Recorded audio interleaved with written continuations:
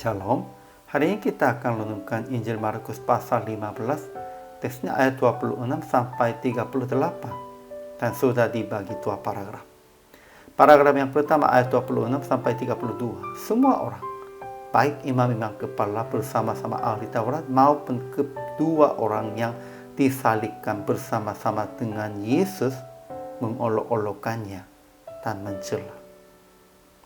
Paragraf yang kedua ayat 33 sampai 38, Yesus berseru dengan suara nyaring di atas salib dan menyerahkan nyawanya.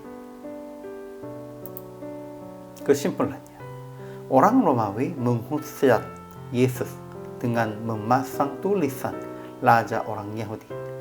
Beberapa orang menghujatnya dengan berkata, "Hai engkau yang mau merubuhkan bait suci dan mau membangunnya kembali dalam 3 hari."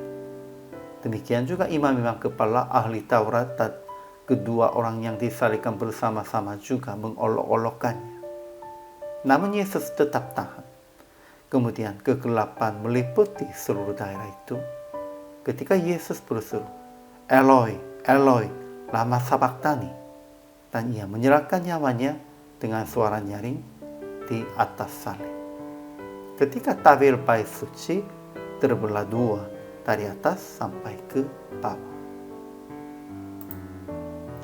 Ajaran tentang Allahnya. Pertama, Yesus diolok-olokkan di atas salib dengan memasang tulisan Raja orang Yahudi dan dengan perkataan Mesias Raja Israel.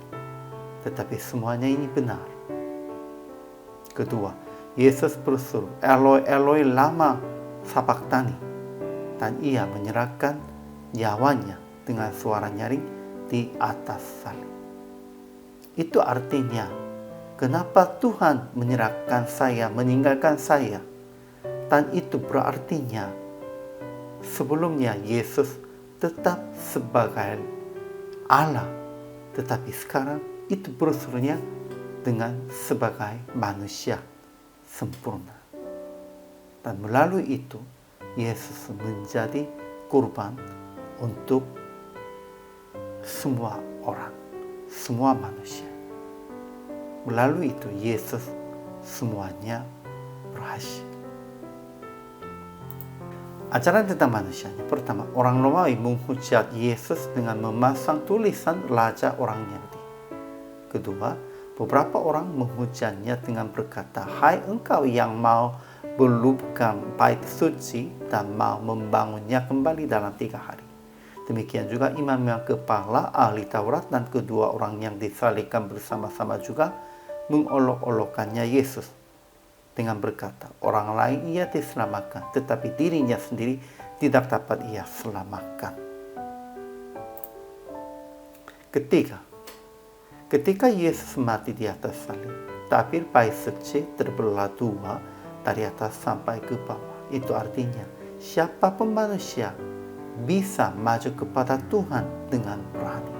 Sebelumnya, hanya imam-imam kepala saja setahun sekali bisa maju sampai tempat Maha Kudus.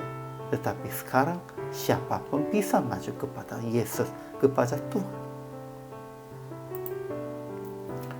Kemudian aplikasi hari ini. Pertama, akuilah tentang Yesus sebagai Raja atas segala raja dan Juru Selamat kita. Kedua, renungkan tentang kesengsaraan Yesus di atas salib.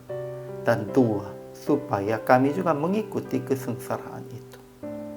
Ketiga, tetap percaya bahwa Tuhan tidak pernah dan tidak akan meninggalkan Anda.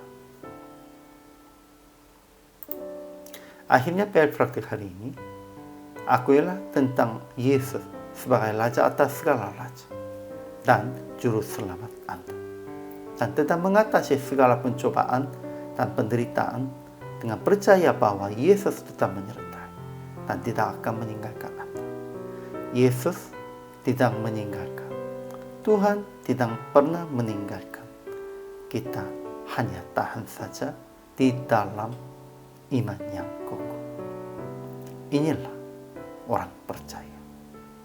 Hari ini juga selama melayani, Tuhan Yesus memberkati.